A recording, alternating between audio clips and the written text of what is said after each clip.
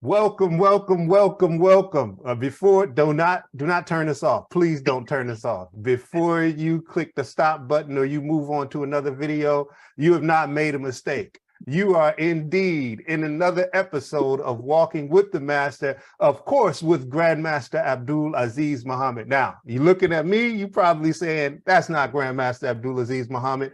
You are absolutely correct, because I have the privilege, being a student of Grandmaster Abdul Azziz Muhammad, to have this discussion about a jewel of a historical event that took place. And so I get the honor and the privilege of asking some questions and sitting in and learning along with you all. So with no further delay, this is the man that you all know. This is the man that you tuned in for. I'd like to introduce and bring to you our beloved teacher, Grandmaster Abdul Azziz Muhammad. How are you, sir? And I'm doing great. I'm doing great. You know, it's a little strange being on this side of the camera. Who are you telling? Well, first of all, Jim, again, I want to thank you for the opportunity to have this discussion. The words of Denzel Washington come to mind, I believe, in Training Day, and that's how I feel about myself. I'm in the privileged position to learn a thing or two. So I'll keep my eyes open and my mouth shut as we have this dialogue. And so I appreciate that. And I'm going to kick it off because I know everybody is anxious to know what this dialogue is about. And so we're going to go back about 33 years, wow. September of 1990. Grandmaster, you did something, and I have never seen this done before. But you decided, of course, and you were inspired to have a tribute.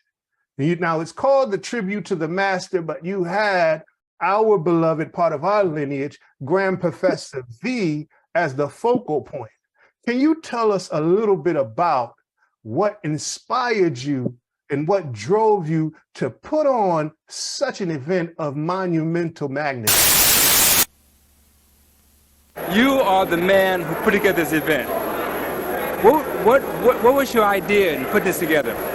Well, I'd like to say it escalated. The first idea was to give my professor, my grand professor, Professor V, some honor, because this is his 80th year on the planet and his 70th year in martial arts. So I decided that we have never given him anything to this level, and I felt like I should go out as far as I could and give him honor.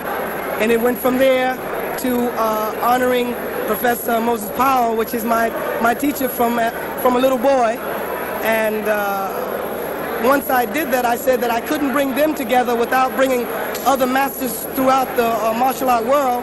And once I brought, and bringing them together, I knew that we would develop something that would be awesome and unstoppable. Well, thank you. Thank you for that. I want to first say that the primary teacher, the focal point for this event was him.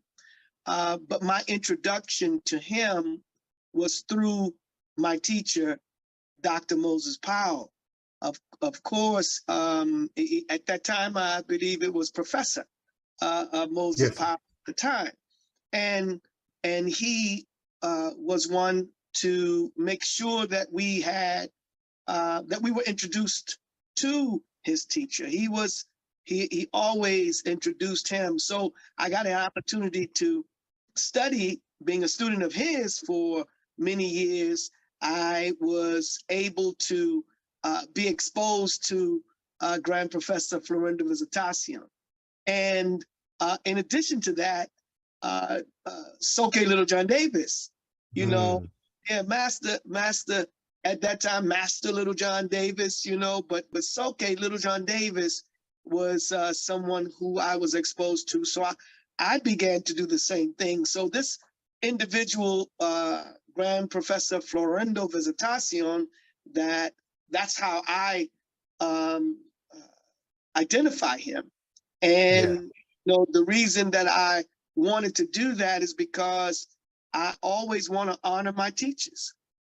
So I was able to be taught by him due to my teacher, Dr. Moses Powell, and I was able to study under Soke Littlejohn because of him.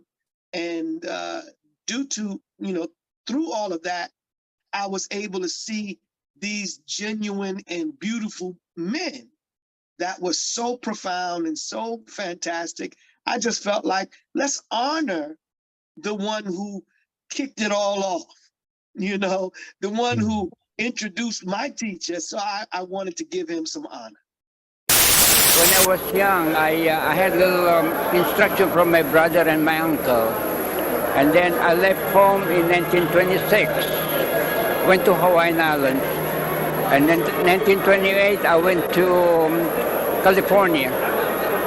I stayed in California until World War II. Then I was in the service for about 3 years. After 3 years, then of course I was discharged. In 1955, I started teaching the martial arts. I had a textbook of military textbook, and the introductory part of the book said that this book is composed of boxing, wrestling, jiu-jitsu, judo. So I said there are different styles. So that was in my mind. When I started teaching, then I tried to correlate them. That's how the system began. That is absolutely beautiful. And I have to say just a little small caveat, as a student of yours, we and any of the students out there can bear witness, us, as far as treatment of you goes, you have never been one to tell us or demand that we refer to you as Grandmaster. Although that is what Doc gave you, what happened was we had an opportunity to see you and how you treated your teachers. And when Doc gave you that title, I remember that day because of the foundation that you set for us on how you treat your lineage and how you treat your teachers. We fell right into that code of conduct, and it was just an easy transition. So we definitely appreciate the example that you have always laid for us as far as your lineage and our legacy. And so that is a beautiful thing, which takes me to, I was a very young man at the time. I think in September, I was about 2 months into the Nation of Islam. As a young man, and there were already names because I was training, but there were already names that I had been made aware of learning karate at that time. And I was amazed as we look at this video to see those names that in my eyes were legendary, especially when it comes to Black martial artists. They were legendary. You had people in attendance like Master La Puppet, who was trained by the great Grandmaster, of course, Master Cofield. You had people like Shinan Pereira, Master Griffin. There were people there that I could only imagine to have an opportunity to cross paths with. And I imagine that them coming to that event, these were not men that someone like me would just say, hey, I'm having an event, and they would come. Obviously, their time is valuable. And so to be able to bring all of those martial artists together, can you tell us a little bit about the atmosphere, the relationships that were built, and the type of respect that existed upon that circle at that time? My name is Thomas La Puppet, 52 years old. I've been in martial arts 31 years. My head instructor actually was George Cofield of Tong Dojo. I'm from that particular dynasty. And to be here this evening, to be recognized by my associates for whatever little I have done in the martial arts, it's always a pleasure to know that people still remember your name. But I'm Professor Pereira, the headmaster of the Tremont organization, and the founder of Miyama-Ryu. They call me Shinan because that's my Japanese title. Shinan means founder, one who originates something, like Professor V. Well, yes, sir. Yes, sir. Thank you for the question. Let's start with Shinan Antonio Pereira. When we start with Grand Professor V, I wanted to really establish something because I knew, and I didn't have a lot of information about the relationship. I just knew that there was some strained relationship, but they knew each other many years ago. So I wanted to give a gift to Grand Professor V by asking or getting Shinan Pereira to come. But knew Shinan Antonio Pereira's student, who was a MenQ, Lenny Holmes. He was a friend of mine, and he was also the training lead at Corrections Academy. Wow. So he was a lead trainer in the physical area, and he was a mentor of mine there, just coming up under him, and we really linked up really well. But he shared some things with me that I didn't know, and said some things in terms of there's some strains that were on in that relationship, in that lineage there. And I said I wanted to go. I want to meet him and talk to him and see about inviting him to the event. And I have to say that you're right. There's not, you couldn't just go and invite him. Right.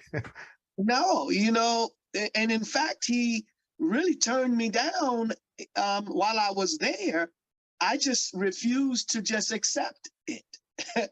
And it went on, and to the point that he called me and he said, "Follow me." After I refused to just succumb to some statements that were made, he then saw that I wasn't going to go away like that, and took me into his office and began to show me pictures. And these pictures were pictures of him and Grand Professor V years earlier.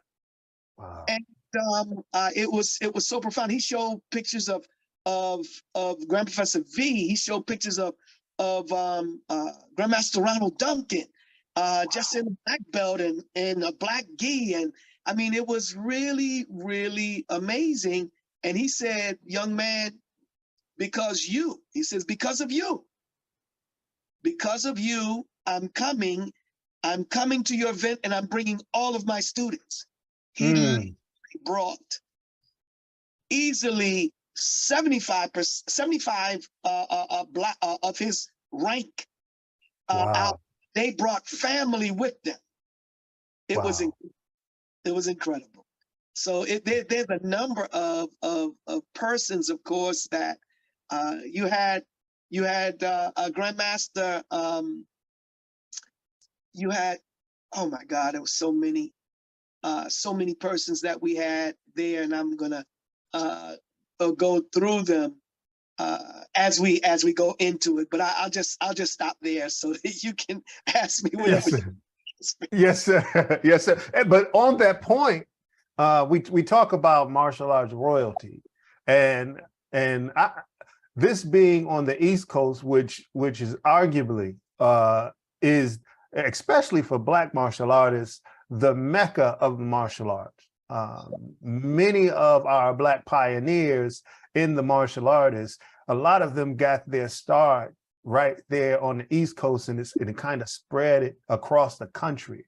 So with that being said, not only in the martial arts community that was tight there, but there are people, of course, that you may not see, but people whose names are in lights right now that were in attendance as well. Who are some of those people, of course, beginning their journey in the martial arts, who fed from our lineage and absolutely from the Dr. Moses Powell? Who were some of those people that were there? Because there were a lot of people there. A lot of people. We had Grandmaster Ron Van Cleef was there. You had, and I have to apologize. There are some that are there that I can't remember that was present. So those of you that are out there, please forgive me if I don't mention your name, but I think it was awesome. We had you mentioned just a moment ago, someone that you identify with as in karate, Thomas. Yes, sir. You know, Yes, sir. man, such a beautiful person, an icon in the art. And, you know, where you're talking about his instructor being George Cofield, which was right there on St. Mark's and Flatbush. Wow. You know, these are persons that are near the dojo that we were in. You're talking about the Tong Dojo. You're talking about these places that are these schools that were, you know, really, really strong icons in the art. So there were a lot. Of course, you had Soke Little John Davis. Absolutely. You know, of course, my teacher like that. See, he became a teacher of mine through an incident. Now, he was always a teacher in the sense that he was a senior in the school to be. In fact, he was in the school. He would be teaching from time to time because he's traveling all around the country. Yes, but sir. A teacher of mine because an incident that happened in the dojo where, you know, there's always some challenges that happen from time to time. And I had started fighting in tournaments where no one, at least I thought no one knew, but I believe they knew. And I was asked to spar, and I did, and it didn't last very long, but Soke was off the mat and popped on the mat, and he began to, well, he asked me, you know, he says, show me what you did. You know, I really thought that was not, that he just wanted to tear up somebody else. This time. And that's what he did. So he taught me a lesson and then said, you come on and work with me. So Soke was there. Of course, my teacher, Dr. Moses Powell, was there. Even though there were those who may have been training longer than him, there were masters that were there that I had invited that had been training longer than him. But wherever Doc goes, it's like the drum roll happens. You know, he can't be someplace and not be a light or the light in the house. So of course he was on deck. You had in this particular piece, Warrington Hudlin. Yes. He was very strong in the film industry and a martial artist for many years as well, having studied under, and I was with him in many situations where he was studying under Soke Little John Davis. You know, so anyway, I guess maybe I'm kind of rambling, but it was so impactful, and so many came, and we had beautiful awards. I'll tell you someone who you may not see, but I invited him and he came. It was Wesley Snipes. Wow. Wow. Yeah. You know, this was during the time I had my company, security company, and I was on the film that Spike had done, where Wesley really got a big jump in his notoriety. Yes, sir. What was that called? New Jack City? New Jack City, that's for sure. Yes, sir. And you know, we hit it off very, very well. Good brother. And I invited him out, and he came, and he was on the dais. Yes, sir. And in fact, I take it as, you know, I take it with great humility that the beautiful event that he gave, which was profound, he named it the same thing. Absolutely. masters. So, I was honored by that, just to know that he felt like that was something that was great, but he also made it a tremendous event as well. Talk about some of your students over the years. Well, actually, it's just like the state master, Lil John Davis, and Tony, who's presenting the thing, Muhammad Chief, my student from Atlanta, and many others I could go into. But I've touched a lot of people. Right. Represent for this system. Well, basically tonight, what's taking place is that we're trying to do something to structure what we might call a family tree, so that we could put things in this proper perspective, where that people know exactly who came from what and where. In terms of the old students and the new students, people are seeing things that they are not really are in terms of rank, and where some of the students got their ranks from, I'm still in shock. So it's basically to also for Professor V. He's 80 years old now, so God knows how long he's going to be here physically, but spiritually he'll always be with us.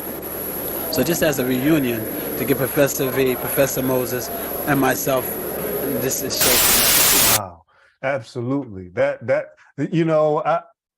impact of course, the doc and Professor V, but when we talk about the doc, his impact and influence, if it had to be calculated, it probably couldn't. All the people that were able to learn and display the greatness that he had, which of course takes me into, I really enjoyed watching the demo that was displayed there, not just enjoyed from a spectator perspective, but literally for me, that was like a mini seminar that had been that was taking place, and watching, of course, Professor V with the Eskrima sticks and the knives, and then seeing Dr. Moses Powell working hard and so gracefully, and then you had an opportunity to see, of course, yourself.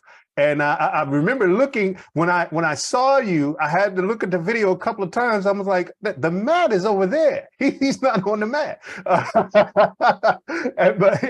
and I believe there were so many more, and Soke Little John Davis, and beautifully displayed the two-man set with yourself and Soke at the end.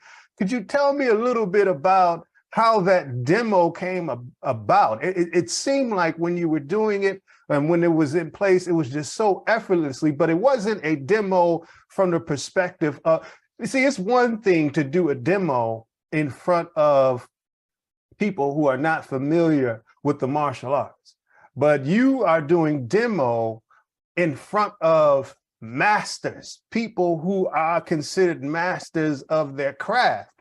And to have that type of admiration is a completely different admiration then it's like me cooking a dish, and maybe my sons or somebody saying, "Oh, Dad, that was great," and they're saying it because they're hungry. But to have a chef, a master chef, tell me that my food is delicious, it means something different. Could you tell us about how that demo came about and what was going on behind the scenes? Maybe some of the things that we didn't see, but it was executed flawlessly.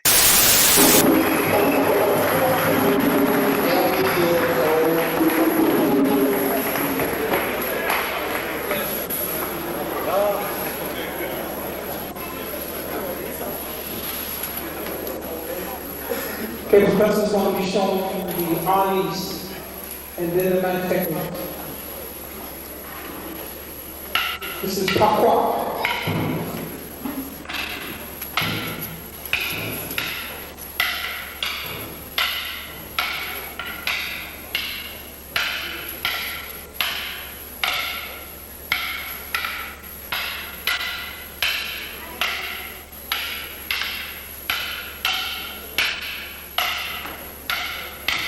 With the stick, one is able to use a knife or a piece of paper. Now we're using a single stick technique. Again, pop up. Watch the movement. He's 80 years old and it hurts.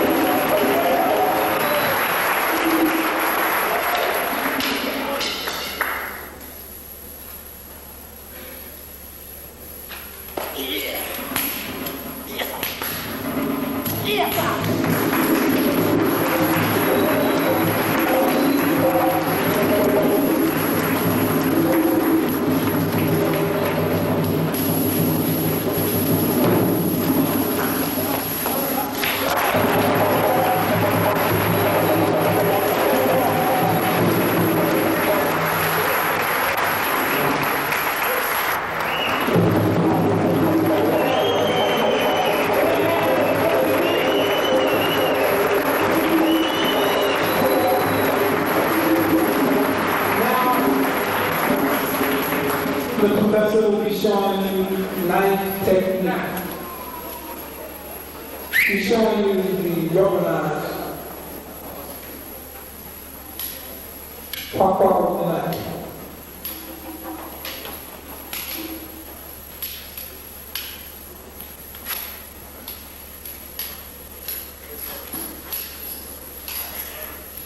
He's going slow so you can see.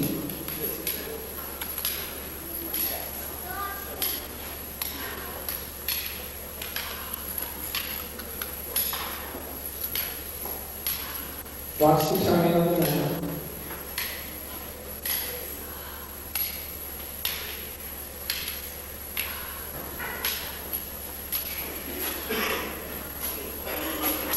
Now it's going to simple.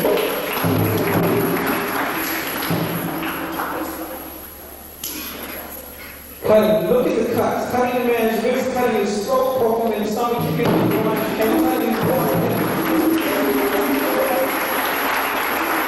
His shoulder is gone.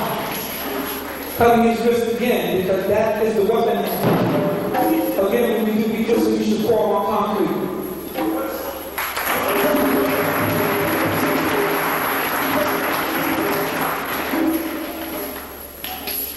Cutting him up again, his fingers are gone.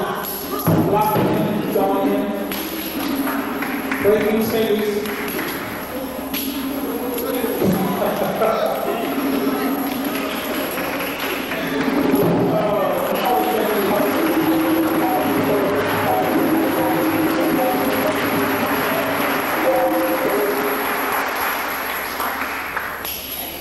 Again, cutting those fingers, cutting that throat. Man is gone.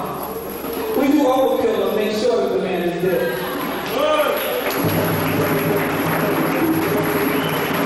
Somebody says you just want to do too much overkill. You want to make sure you get it. You ain't get back up. Cutting in. Lock, throw. Cutting his throat. His throat is gone.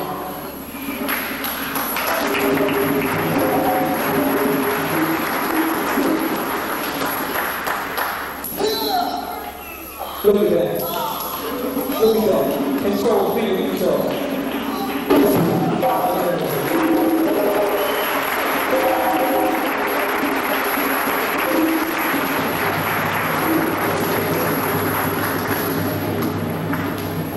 Now, empty hand.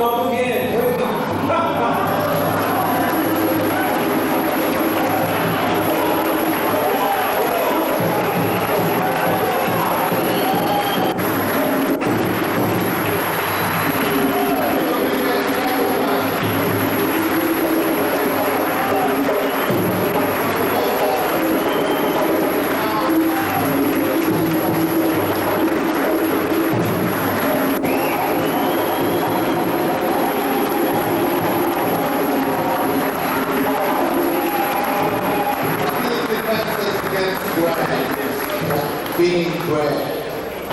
Thank you.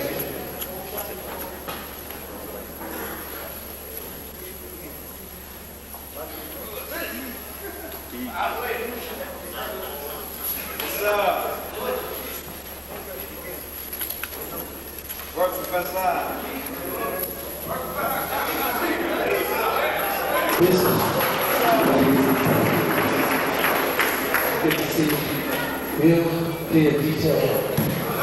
Full body control, take it in. That's always very smooth. Good. All right, good one.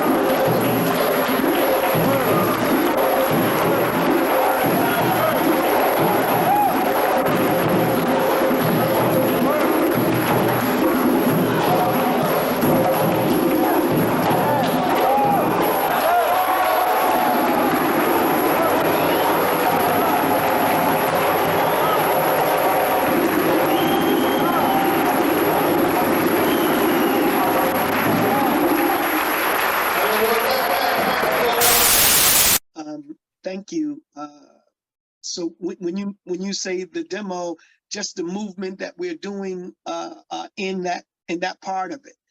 Yes, sir. Well, we worked it out. There was a student of Doc's that was with us, Harold Pearson. Harold Pearson was a proficient dancer. I mean, he was an incredible person who knew so many, who worked with the Sammy Davis Jr., the Jeffrey Holders, he was the Eartha Kitts, and he would talk to us about all of that, but he was one of Doc's black belts. And he was the one, you may see him in it a little, where he was helping to guide it. But we met to discuss the basic layout of what we were going to do. Of course, when it comes to Doc and everyone in terms of the demonstration, you gotta be ready. But you don't know who's gonna say yes, who's gonna say no. So we opened it. We had the plan together to do it, and clearly for my personal self, just doing the demo that I did. You're right. Just think about being in front of those people who have such a light and are recognized by so many already. So, in terms of the those that my demonstration, it was definitely, I may have looked like I was strong, but there was a lot of trepidation. It wasn't just done like I believed that I could do it in front of all of them. No, I was definitely just doing what I know what I've been taught, and I was prayerful that they would appreciate it. And I was so happy that, they showed that they liked what it was. But, one of the things that I did bring to that situation was the African drum. Yes, it was beautiful. The African drum. And, I don't know at that time if we had started doing musical forms, but that's something that I had brought in to the tournament arena that had not been done at that time, So in 90, I'm not really sure if we had already kicked off musical forms, but I just wanted to give a presentation that was a little different. Beautiful, beautiful, beautiful. Speaking of the tournament form and the tournament circuit, guess there was some show enough fighters there. And of course, everybody knows Soke to be a fighter, but you had a man who's still young, but you had a younger Grandmaster Mutaka Beard who was there, and he made mention about fighting, and then you had Grandmaster Crossan who were there, and they made mention about in our training. And we have what we're doing in the dojo, but then you have what you can apply in a real life application. And of course, when you go to the tournament, there's an opportunity to get some application there. Can you tell us a little bit about those fighters there and how they were respected in the field of fighting? Well, I mean, you're talking about fighting when there was no gear. I mean, there's no safety gear. The only safety gear you had was your own ability to block. That's your safety gear. You better block and whatnot. I want to also mention we had, forgive me for, I'm not sure, it should be Grandmaster Felix Vasquez. He was a student of Grandmaster Ronald Dunn. To be together at this particular event, I think it was overdue, there is no way we can have so many brothers and sisters under the same roof. I've been in the martial law for the past 25 years. My ninja teacher is Master Duncan. I do Aikido, Jiu-Jitsu, and we work closely with the community. But to have this affair, I'm telling you, I feel warm. I feel so happy. I can feel the energy. And all these brothers, I think we should have this every single month. Working with Master Moses Powell has definitely been an enlightenment to me. He is one of the great inspirations in my life. I've met Master Moses for many years through my teacher, Master Abdul Azziz, and I started training with him back in the early 70s when I was a member of the Nation of Islam. What happened was I had fought in this tournament, one of his tournaments, and I broke a brother's nose, a Black Panther's nose, and the brother asked me, was I Muslim? I said, yes, sir. And Master Moses asked me to come train with him. So I went to train with him and so forth. When I came with a white belt on, and he smiled at me, he said, why did you come with a white belt? I said, because I emptied my cup to you, and I want to learn what you have to offer me. So I was the only white belt in this black belt class, and everybody made mockery of me. So they made mockery of me, and because they were doing the falls and the flips and the jiu-jitsu moves, and I didn't really know it. I came from just a Kumite school.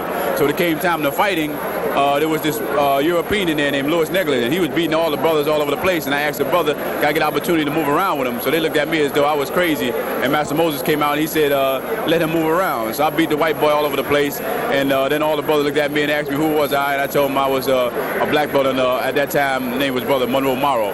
And since then, everybody told me how to flip and fall and all kind of things like that. So that's how I became one of the families of the Sanukas family. I worked close with Master Moses Powell because he made a believer out of me. And I couldn't understand how a man that big could be that fast, you see? And I thank God that we become friends over years, and he's a great man. Master B, I am also studying with right now. Master Little John Davis, I've known him for quite a while. And there's many, Lamar, all of these different people. And to see all of this talent in one place, I think that's a blessing from God. See, I believe in God. That's my thing. I love martial arts, but I feel that we're all brothers under God's sky. And if we will keep that in mind, martial arts will grow. There's no other way for it to grow. Well, I've been involved in the martial arts for approximately 27 years. And of course, my teacher is Professor Musa, as well as Professor Florindo Visitation, as well as Professor or Master Little John Davis. And in the 27 years you've been in martial art, what kind of changes have you seen? Well, some of the changes that I've seen is that the martial arts has become more commercialized, and the martial artists of today are not as serious as martial artists of yesterday, should I say. So he was present. There were so many others present there as well. Beautiful. So before we bring this to a close, and I'm sure the viewers, if you're watching this, you are getting so much. I had the honor of having a conversation with GM, and for me, seeing this and you know, knowing that I told him that this piece that we're looking at now is such a jewel. It's like sitting at a card table playing with somebody and you don't know their deck is loaded because of the beautiful, of course, representation and the significance of this event in our lineage. And when we open up in the dojo, of course, we give courtesy to the creator, and the first person we give courtesy to is Grand Professor V. And I was listening to Grand Professor V when he was talking, and he had mentioned about the doc and Soke.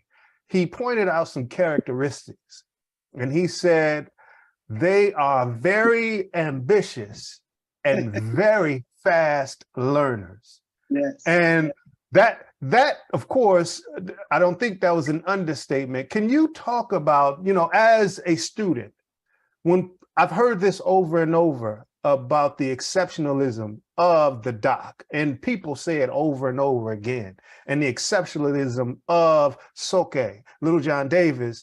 Can you talk about, because we're in the age of the internet, and we could go on and you can view old clips of Mike Tyson or Muhammad Ali, and because it's readily available to you, you know, you may pass on the significance of the talent that's in front of you. So when you're speaking about the exceptionalism of Dr. Moses Powell, and you're speaking about the exceptionalism of Soke Little John Davis, at that time, remember, this is being beholded live and living color, we've seen nothing like this before, especially coming from us. Could you tell us a little bit about that exceptionalism and what happened to people who looked at them for the first time, even martial artists? It reminds me of the minister when he speaks of certain individuals that he say that they were born to do what they are doing. Can you talk about that exceptionalism? Tell me about some of your students, Professor Moses Powell and Little John Davis. Tell me about them as young students. Oh yeah, when they met me, they were very young, but they were very ambitious, and they were one of my best students. And it's hard to believe, but they learned fast. And when they became good, and of course, Moses became a celebrity. Absolutely. You know, you are, or you can be determined, you know, when you find people calling themselves masters. You're a master, but are you a master of the art in your performance? But are you, or are you a master that is a master because you've mastered in such a way that you can produce men like yourself and expand, you know, or introduce people like yourself that are powerful. So we look at the Soke Little John Davis, and you see that you have men that have been produced or they've been added on by him, and like Grandma Shabazz.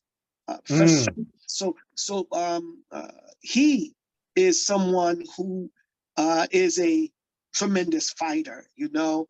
But you see the power of a Soke Little John Davis who traveled around the country representing Sanukis, and even coming and producing a system, Kumiteru Jiu-Jitsu. So he was touched by Grand Professor V. He was touched by Doc.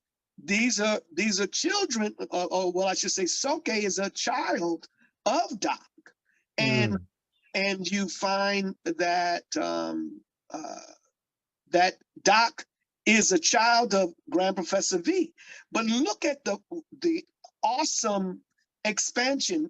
You got Grandmaster Robert Sugar Crossan. You know, lightning hits normally one place. You know, one time. Yes, sir.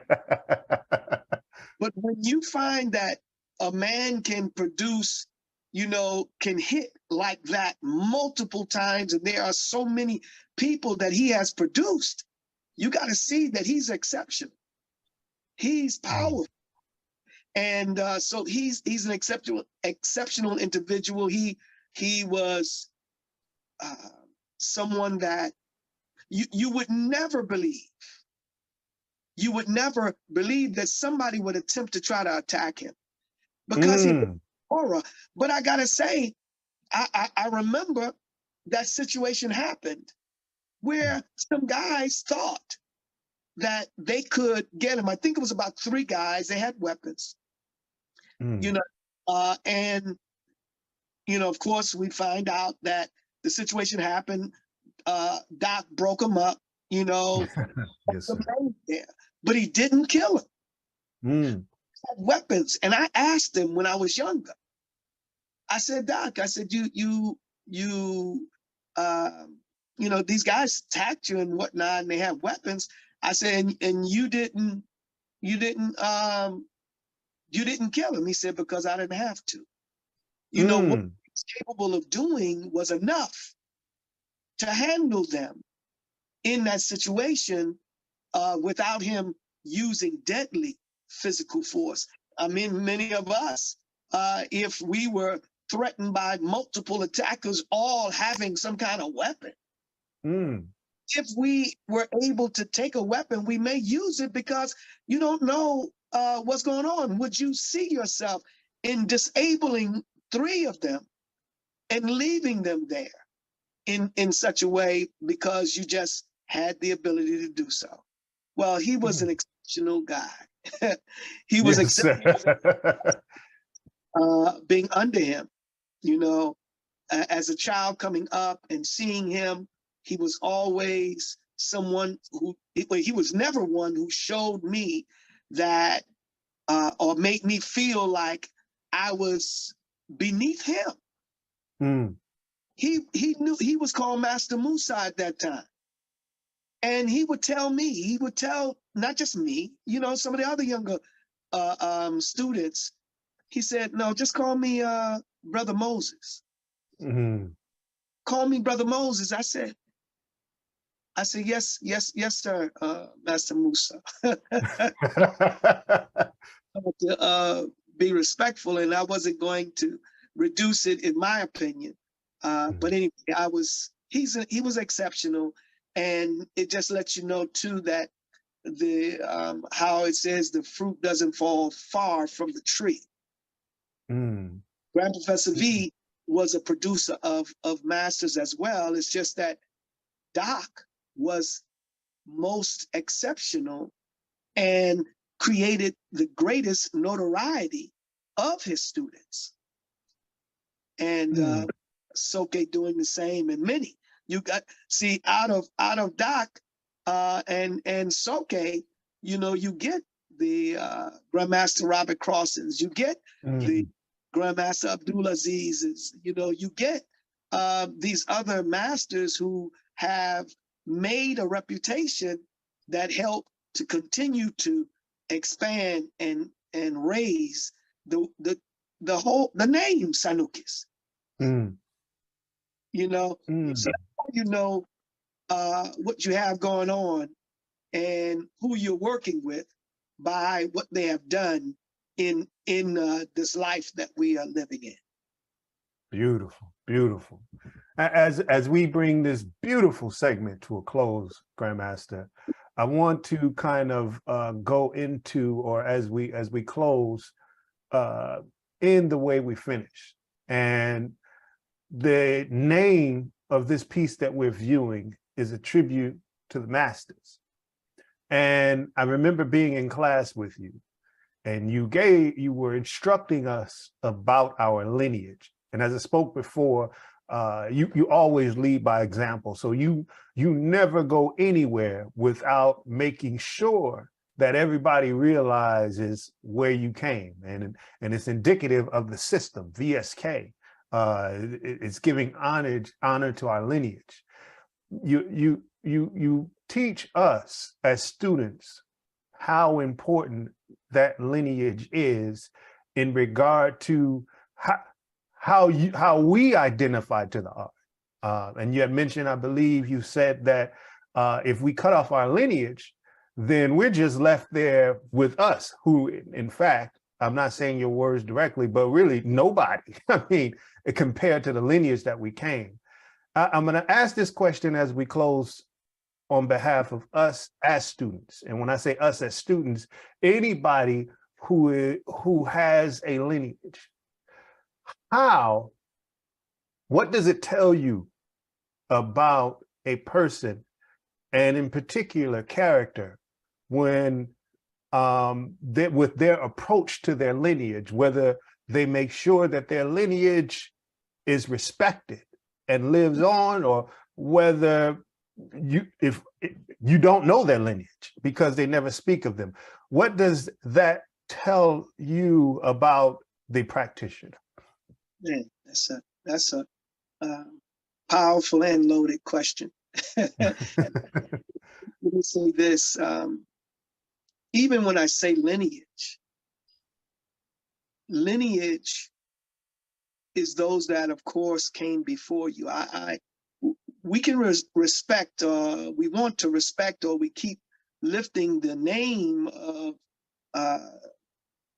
the one who the matriarch is. But if you don't love the children, matriarch, I think that's a very serious blow to your own character, because lineage is from the beginning until now. It goes past you. I can't talk about those that just came before me.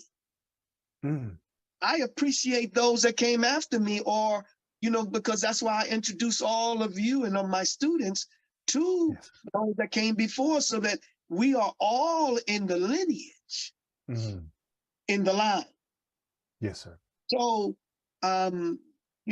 yes, there are those who do not respect the lineage because we only want to be categorized by the matriarch. Yes, sir. We want to claim the matriarch without claiming his children. What kind of character does a man have that he say he loves the matriarch but doesn't care for his children? Wow, teach. So it is important. It is tremendously important to care. And I have to mention this individual here, the Honorable Minister Louis Farrakhan. Yes, sir. And I'll tell you, a little of my observation, and that is that he loves the Most Honorable Elijah Muhammad, loves him. But not only does he love him, he loves the offspring of him. Wow. Yes, he does. Even if there are those in the offspring that doesn't like him, he still loves them and looks out for the lineage. See, so that's the character of that kind of man has character. And if we, want to identify that, if we want our character to be one of great note, then we need to follow those who have done the best at that. So don't tell me that you care for Dr. Moses Powell if you don't love the offspring that he gave, that he produced. So let us do more to acknowledge the offspring along with the matriarch. That's all. I'll just say that. I want to thank you all for coming out to be a part of this family.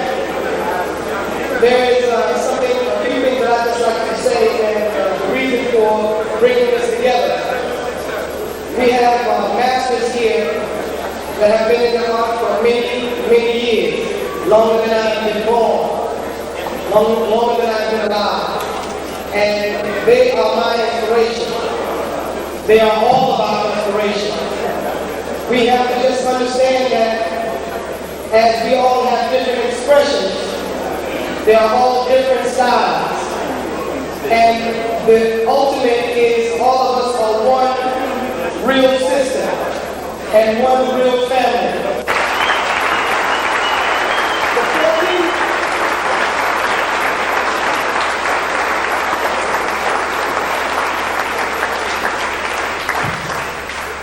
What I'd like us all to do for a moment, the 14th is Master Love's birthday.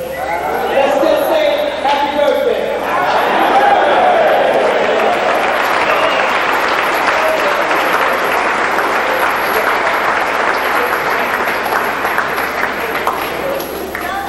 And to my other instructor, not another instructor, to my instructor, Professor Moses Powell.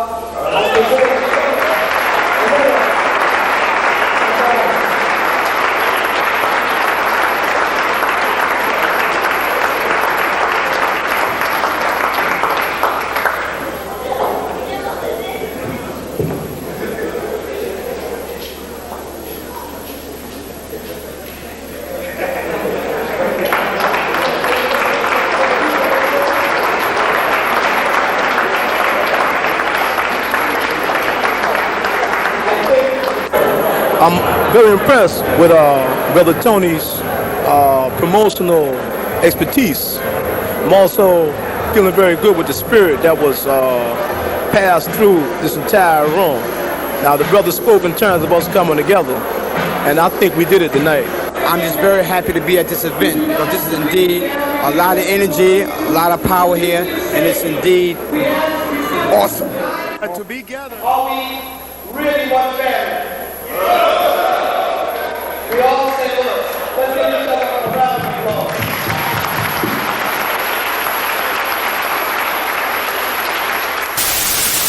applause. That in and of itself is a book. So we absolutely appreciate that. And we appreciate you expressing and sharing this beautiful, beautiful jewel that you have. And I have to say to the viewing audience, according to our conversation, he has some more in the vault right now. So stay tuned to continue to get those jewels that are continually being offered. And again, this has been my honor and my privilege. I feel like one of those guest hosts on one of those major talk shows right now. And so with that being said, I know that we have, and it's been an incredible addition to Walking with the Master, Mama Aziza and Master Andrew Reed. They're coming up. So you all stay tuned to make sure that you get this beautiful counterpart to your training to keep you around as long as you want to be around to enjoy the training. Grandmaster, thank you for the opportunity to have this discussion. And do you have any closing words as we transition? Well, I want to thank everyone for also coming to be a part of your show, your podcast, Walking with the Master. I'm grateful to you, my beautiful brother, and student, for taking on the responsibility of sitting in the seat that I normally sit in, and interviewing me in this particular way. I thank you, and may Allah continue to bless you. And I pray that your travel through this art, it continues to be satisfactory and a blessing to others, as you have been doing. And you are about to have a newborn in just a minute, right? Yes, sir. Literally, probably just a minute. Maybe right now. Who knows? Yeah. Yes, sir. Hurry up and get off of this show. Yes, sir. Thank you. Thank you, sir. Thank you for tuning in, everyone. Stay tuned for the beautiful health benefits brought to you by Mama Aziza and Master Andrew Reed. Us. Welcome back to the Healthy 15-minute segment of Grandmaster Abdul Azziz Muhammad's podcast. We want to thank you again for tuning in, and we truly appreciate the comments that you put in the thread for us. And we're going to address some of those comments today in our segment. I want to thank Grandmaster Abdul Azziz for allowing us to bring some information to you that we know will help to qualify or to add quality to your life. So let's begin, because we have Master Andrew Reed out of Naples, Florida, again, sharing his healthy tidbits from the aspect of herbs and the proper foods and so on and so forth that can help you, the martial artist, really gain control of your habits so that you can not only teach better, you can live better, okay? And live longer. That's what we want to see. So I'm going to open up for Master Andrew to take it away. Welcome, Master Andrew. Greetings and blessings again, Grandmaster Aziz and Sister Aziza. Thank you again for this platform to express and to help people out there who are, they're really, really fired up. They're asking questions. They're, people are telling their results and their testimony and stuff like that. So, this is what it's all about. Yes, sir. Helping one another, each one teach one, So that's where we're at. In this segment, I often, when I go to seminars, I often And this is something happens not only in seminars, but when we go to other events or other work related activities, that we just go out and we just eat because we're hungry. It's true.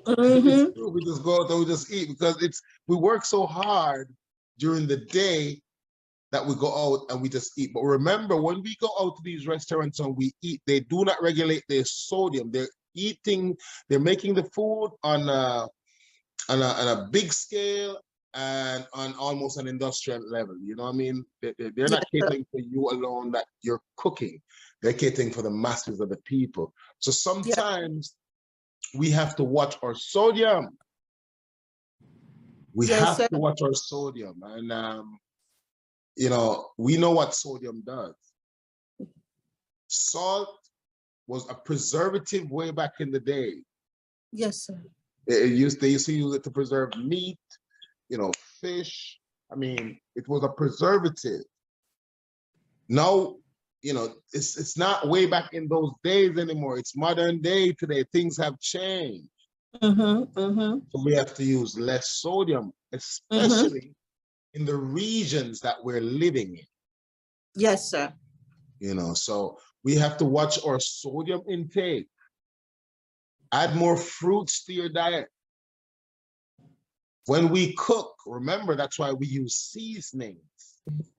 It's to give flavor and to add different element that would help the food enhance and give us better nutrients from the food we eat. So, you know, like for us here in Florida, right? Yeah. We breathe this salt. In the Caribbean, we breathe this salt. Every day we get up, we breathe this salt. So we have to really watch out for the salt we have and we're intake. You know, up north, I mean, up where you guys are from, I don't know if there's, you know, I'm not well educated about that side. Well, no, we got the Michigan Lake, so it's not so, not the salt water.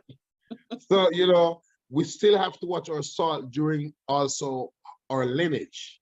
You know, we suffer from, you know, high blood pressure. That's a part of the sodium, you know.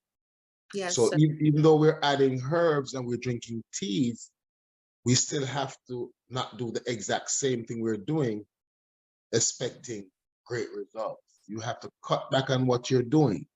And always remember, sweating, when you perspire, when you sweat, that's taking out sodium out your body also. It's good to sweat. Yes, sir. And I know some people who don't sweat when they're working out. And man, I never did understand, you know, like, why don't they sweat? And what happens to, you know, all of the toxins? Well, I know what happens, but I'm just saying, you know, naturally they don't sweat.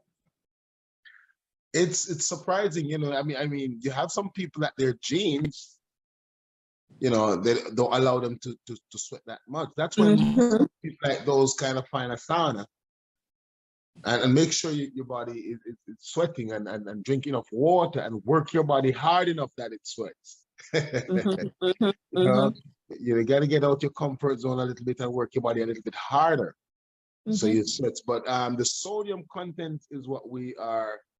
Everything we touch now has sodium. Everything. Even the very fertilizer we use in the ground has sodium. So just think how much sodium you already have in the food that you're going to eat, and then you add sodium to it. Right. So there's really like, I mean, it's really extremely difficult or impossible to cut out all the sodium. But, you know, for people who suffer with high blood pressure, say, and those probably were some of the people who put into the comments and asked the questions about it because they realized that they've been on a quest, you know, to eliminate a lot of that from their diet so their blood pressure can go down. So, I mean, but there's several things that they can do in place of it, right? So would you like to share some of those things that they can do? Absolutely. Absolutely. You know, You know, when you have to learn that your taste buds, they get used to things, and then they start kind of get unsensitive to what, you know what I mean? Because if you get a hot cup of tea and you burn your tongue, for a while, you're not going to really taste anything. And if you keep drinking hot stuff, you get used to it. Yes, sir. That's how smart the body is. So if you keep having spicy stuff, then after a while, your mouth is going to get used to it. But that doesn't mean your body can deal with it. So now you have the sodium. You start tasting. You have to literally use more seasoning and less sodium. Onions, garlic, ginger, turmeric, paprika. Make sure you add your carrots to bring out the natural sweet. Make sure you add your cucumber. You know, we have to cook with what we have. That's very, you know, I know a lot of people who cook. And well, let's just go back to when we're going to all of these seminars, and we got to go out and eat. Like you said, you know, the restaurants, they're not gonna, the chef is not gonna cook necessarily like you cook at home. They may not even use the ingredients that you have because they're feeding on an industrial level. So you got to consider cost. So, you know, they want the food to taste good. That's the important thing, because that's what keeps people coming back. So that's why you have food that's laden with a lot of sodium, a lot of sugar, because it tastes good. But then there's some restaurants, very choicey restaurants, that consider the health issue involved, you know. So you can, if you can afford these restaurants, if you have the availability to go to them, if they're present, then that would be the place we have to make smarter choices, you know. So we're not going to go through the restaurants that have drive-throughs. You know, man, maybe that's something that we could say, okay, no drive-throughs for my food. And that could be a beginning of the process of changing your lifestyle and eliminating, you know, harmful things for you at home. I agree with you, but I have one more little thing to add to it, because I'm always disturbing the waters. You know, I'm always kind of roughing up the waters a little bit, but this is what I would say. We have to kind of go more towards the people who are organizing these seminars. Interesting. They have to charge enough to bring a healthy catering system within that seminar. That's interesting. I like that. I think that that's the only way you can preserve and work those people as hard, because you know exactly what they're intaking. Well, you know, yeah, that's disturbing the waters, because there's a lot of stuff involved with that. You know what I mean? From someone who has, you know, been working with my husband for many years doing seminars in different locations, different things that we can and we cannot do.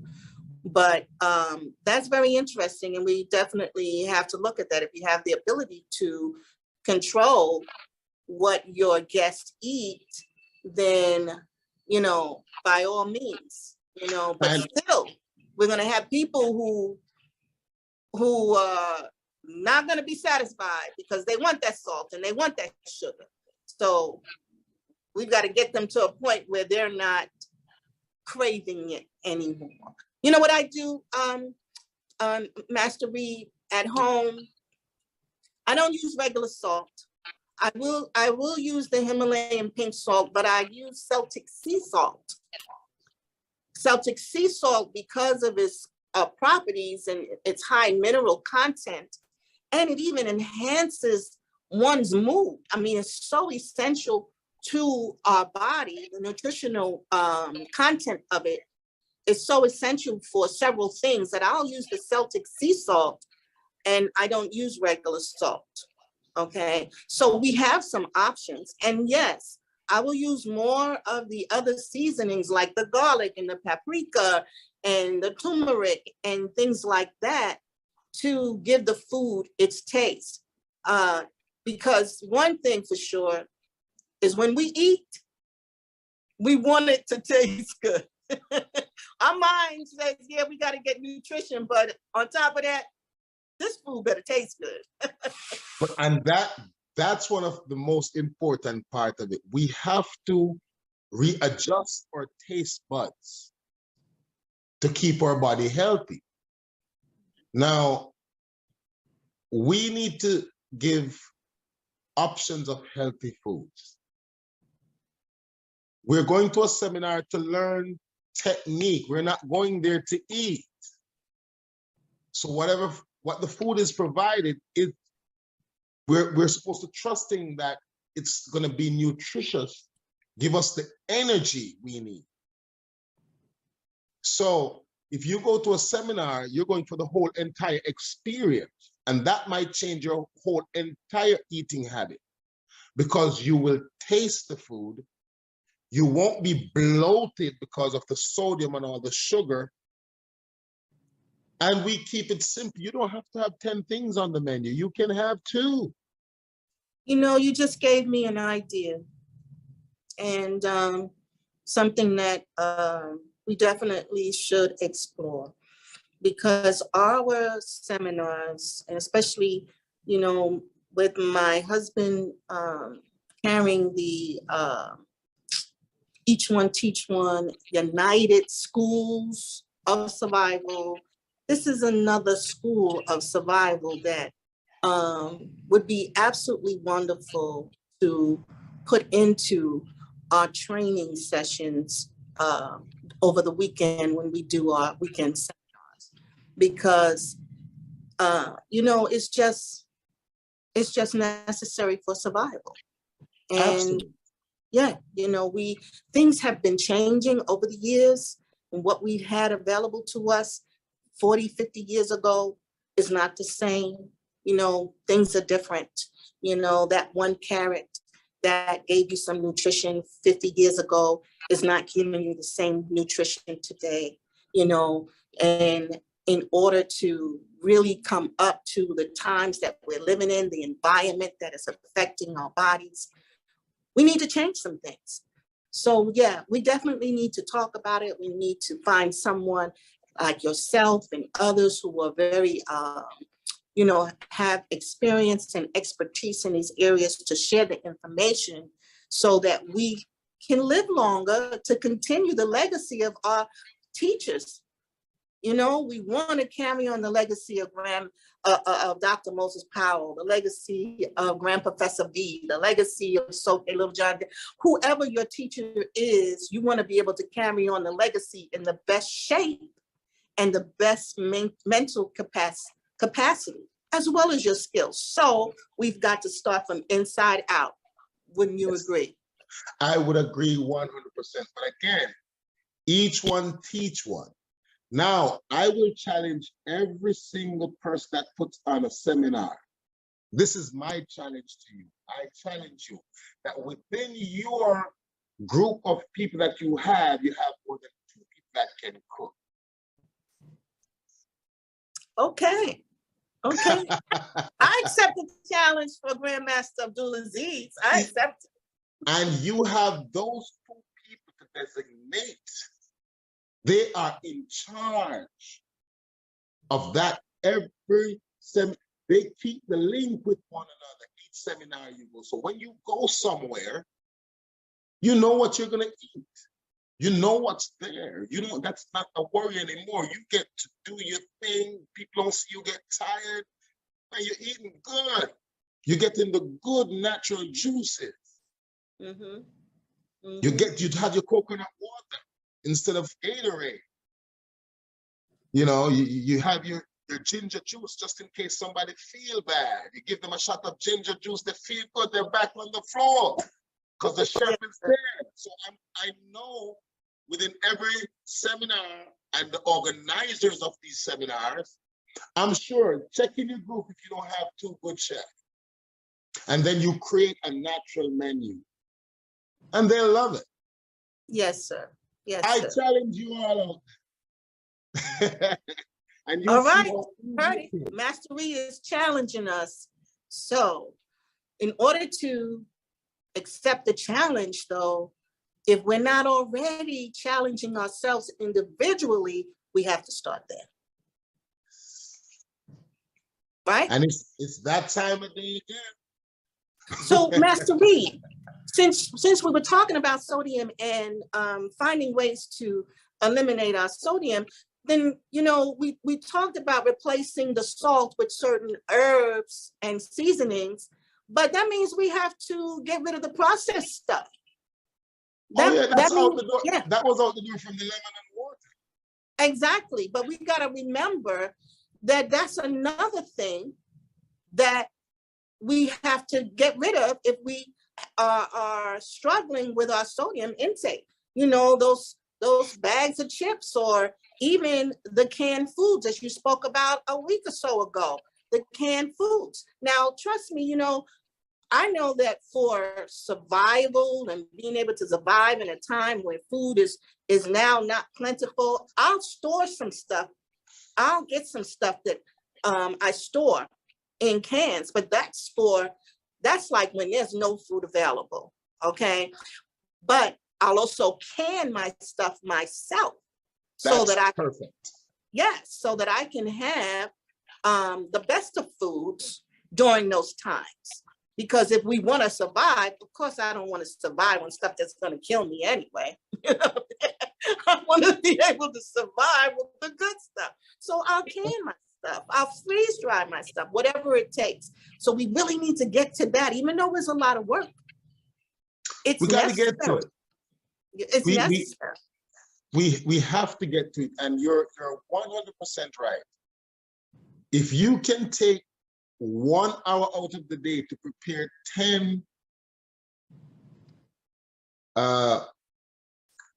pickled, or, you know, just seal them up yourself, you're going to have less sodium in them than the company, because you're not trying to preserve for it to last forever.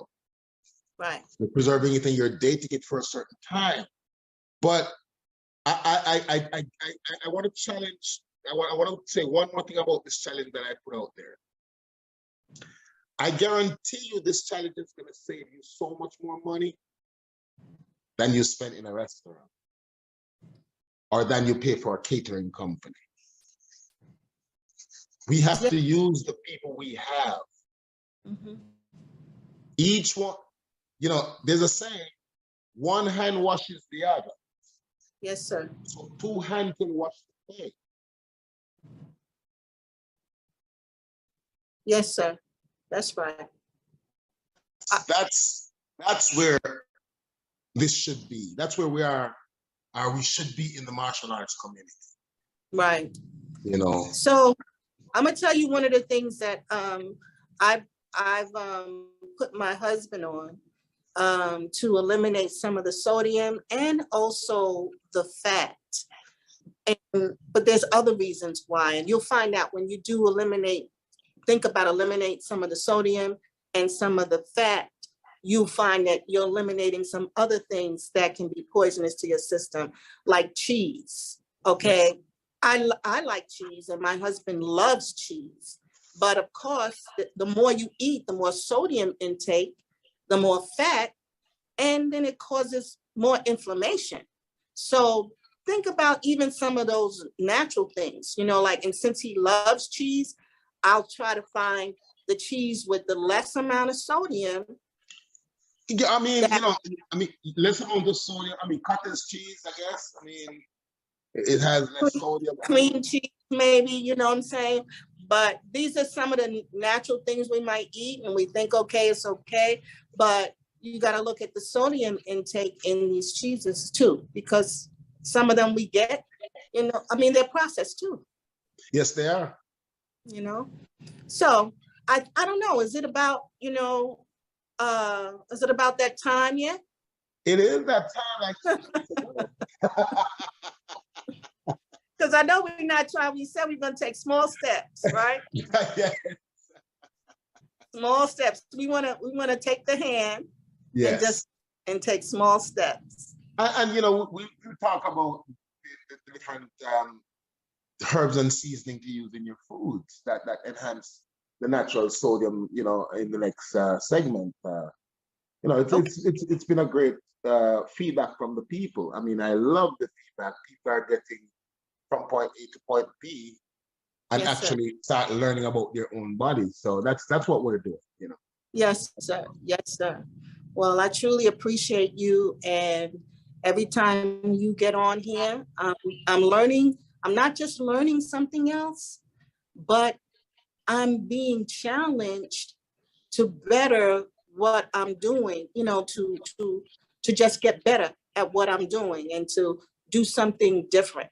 So today I have to take my Cerecy, which I will take when I go home. I did remember to drink my ginger before I ate last night.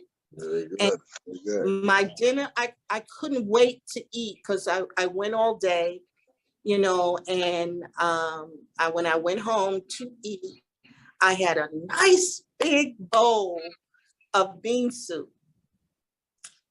It was so good. It was so good. And because of the ginger, you didn't feel bloated? No, absolutely not. And that's really key, because when I was away over the weekend, I didn't have it. And, you know, yes, I felt bloated. So I will remember to take that ginger today as well.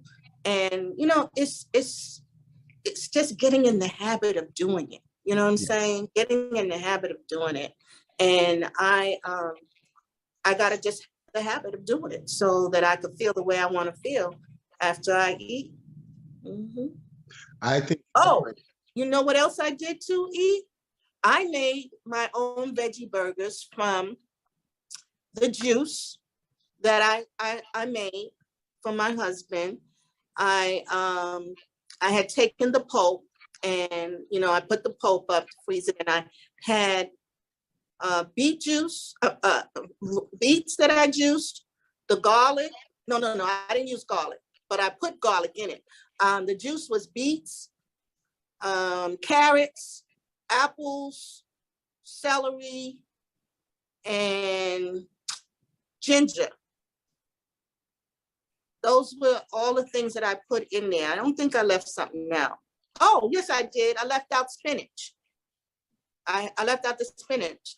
So I juiced that, and then I seasoned it with some sauteed garlic.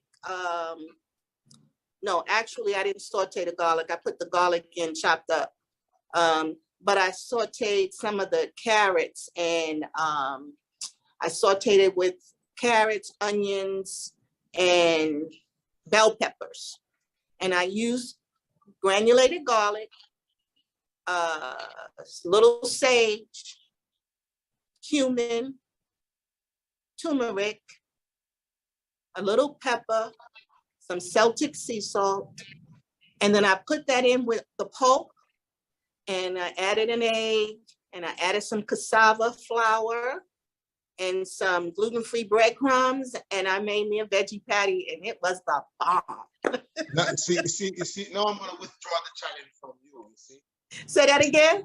I got to withdraw the challenge from only you, because you see, you didn't tell me you could do all of that. Oh! You see, that's what I'm talking about. Think about what you just said. In the morning, we get the juice to drink, and we get to eat burgers for lunch. It's perfect. Yeah. I just decided to do that because it just looked like too much good food to waste. It is. That's what I'm saying. You just showed so many people that in the morning we are at a seminar, we get this juice, this great juice in the morning. Mm-hmm. And we use what's left for our lunch. Mm-hmm. Veggie burgers. Mm-hmm. Mm-hmm. And whoever wants a turkey burger can get one too, but now we have the option of getting our veggie burgers. Yes. Whoever wants a chicken burger can go and get one, but we have the option to drink the juice in the morning feel powerful, do our workout, get thrown all over the place by our grandmasters, and then go to lunch. Yes. Yeah. So matter of fact, I actually put some oats in that too, and I put it through my food processor. Mm-hmm. So here we go. You know, I mean, right now and then you can see that it's not really that hard because you were going to go out in the street and spend money to buy a burger, and you had it right there. Right. Yes. So right here is a prime example. So you have a nice juice in the morning, which is all sorts of juice, all sorts of nutrients, and you have enhanced that with the burger. And then by 5 o'clock, we're eating a good meal, right?